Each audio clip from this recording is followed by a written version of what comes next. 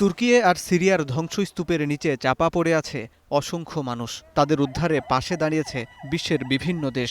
বাংলাদেশও বাড়িয়েছে সহায়তার হাত।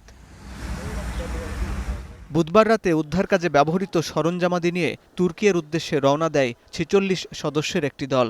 তাদের মধ্যে রয়েছে সেনাবাহিনীর ২৪ জন, ফায়ার সার্ভিস ও সিভিল ডিফেন্সের ১২ জন এবং চিকিৎসক ১০ জন।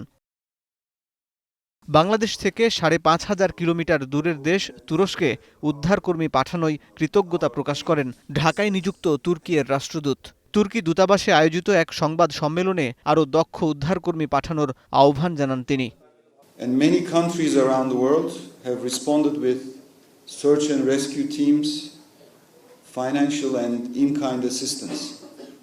Not only governments but also civil society, businesses, individuals. Bangladesh was one of the countries which responded to this disaster in my country very quickly.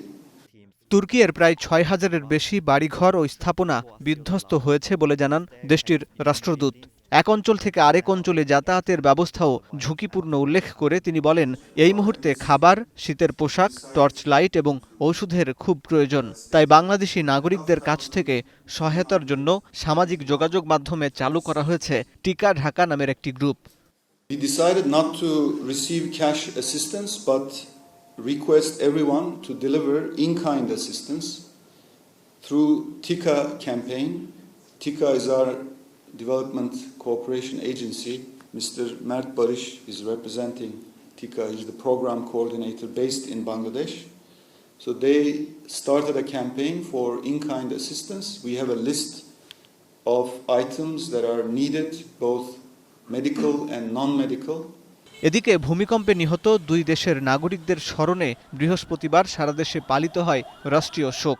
এদিন সব সরকারি, আধা সরকারি, স্বায়ত্তশাসিত প্রতিষ্ঠান ও ভবনে অর্ধনমিত ছিল জাতীয় পতাকা।